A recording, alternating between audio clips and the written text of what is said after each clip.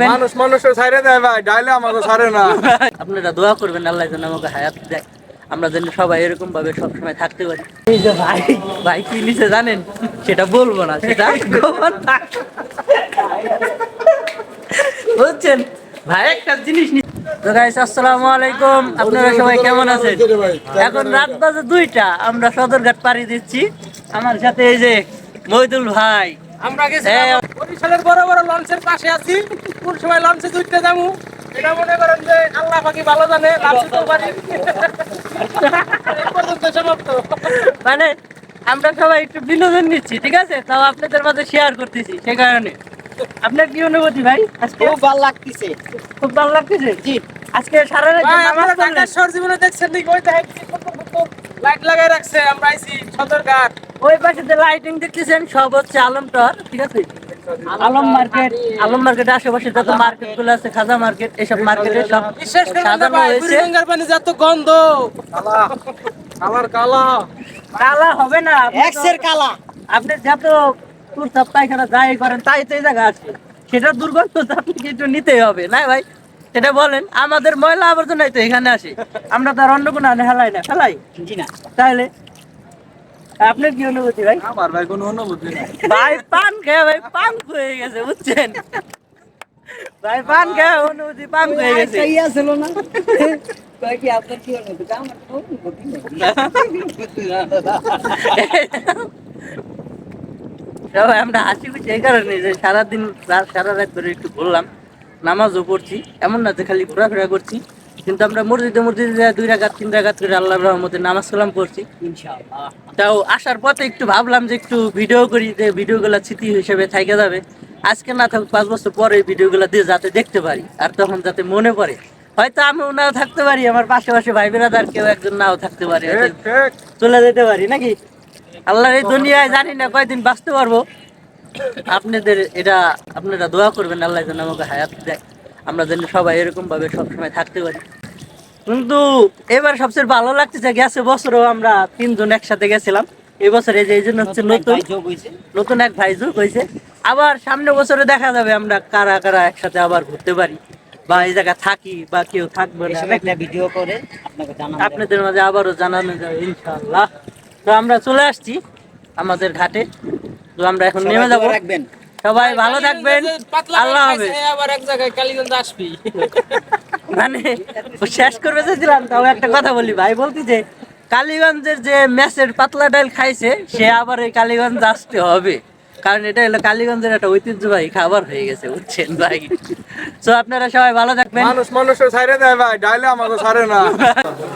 জেলা পরিষদ মার্কেট দিয়ে আমরা চলে যাচ্ছি সামনে। এই জেলা পরিষদ মার্কেটে যাচ্ছি, এখনো দেখেন কি সুন্দর কাপড় চোপড়ের দোকানগুলো এখনো মানে অনেক সুন্দর ভাবে খোলা আছে।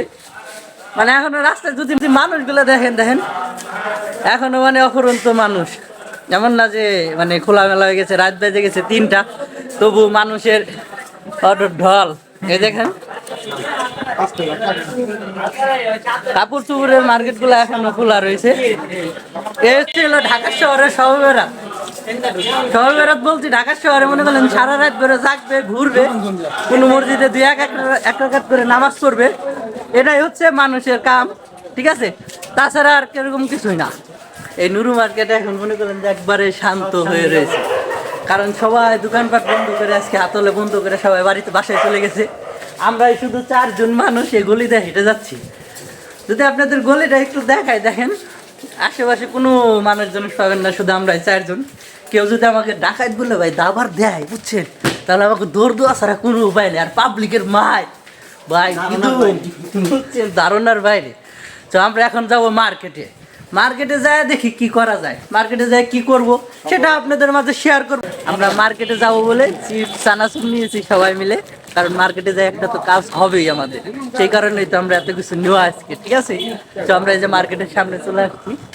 এই যে ভাই, ভাই কি নিচে জানেন, সেটা বলবো না, সেটা গোপন থাক।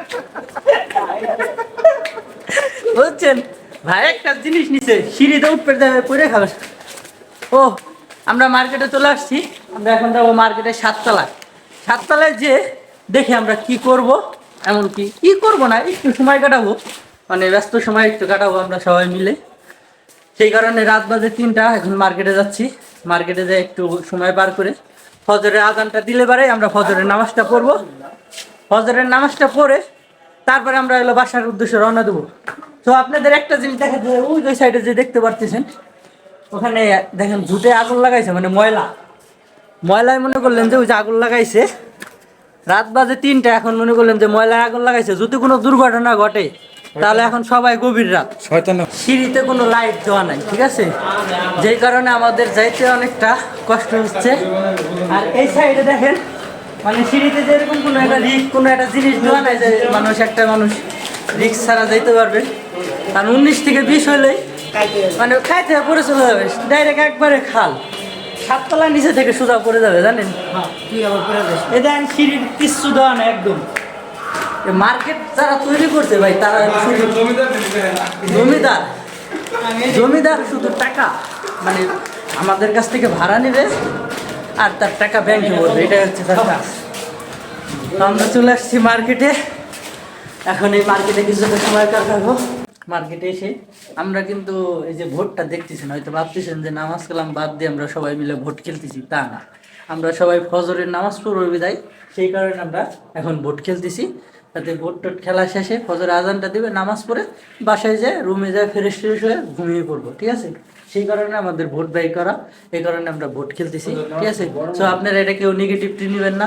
অবশ্যই আপনারা সবাই ভালো থাকবেন। দেখা হবে নেক্সট কোনো ভিডিওতে। সবাই ভালো থাকবেন। আল্লাহ হাফেজ।